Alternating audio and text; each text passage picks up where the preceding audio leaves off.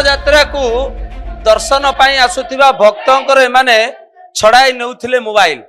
जेतेबेले नयापल्ली थाना इस्कन मंदिर सामने जेतेबेले रथयात्रा होतिला एवं नयापल्ली अंचलर विभिन्न जगार रथयात्रा होतिला भिड़र फायदा नौथिले एवं लोकंकर पॉकेट रु मोबाइल फोन सुना छड़ाई नेउथिले। खबर जेतेबेले पाइतिला नयापल्ली थाना पुलिस तांको छकी रहिथिला जेतेबेले सेमाने द्वितीय बार चेष्टा करथिले जेतेबेले 7 जन बंजारा महाराष्ट्र अंचल को वर्तमान से गिरफ्त करा जायछि।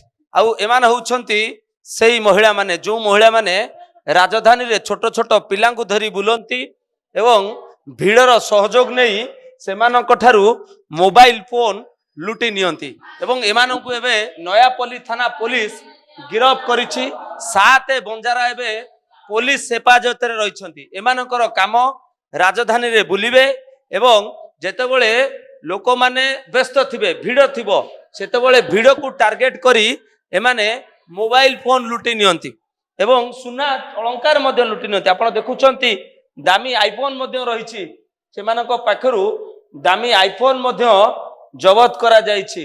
तेबे सबुठु बड़ कथा होछि एबे रथयात्रा चलीछि एवं एहारी भितरे सेमाने वर्तमान पुलिस जो साधा पोशाक रे बुलुछि सेमाने पुलिस आखिरु खसी जाई नांती एवं बंजारा 7 बंजारा को नयापल्ली थाना पुलिस धरिछि। सेमानक पाखरु 10टी दामी दामी मोबाइल फोन जबत करा जायछि। एबे ए मोबाइल फोन जहार सेमानक सब रिटर्न करा जिवो एवं सबुठु बड़ कथा होछि भीड़ को एमाने target करंती।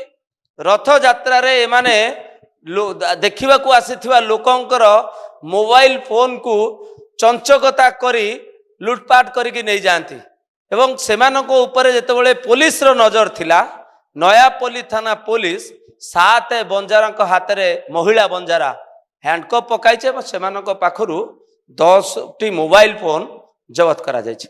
Camera person Himanshu Subhash प्रधान ओडिशा।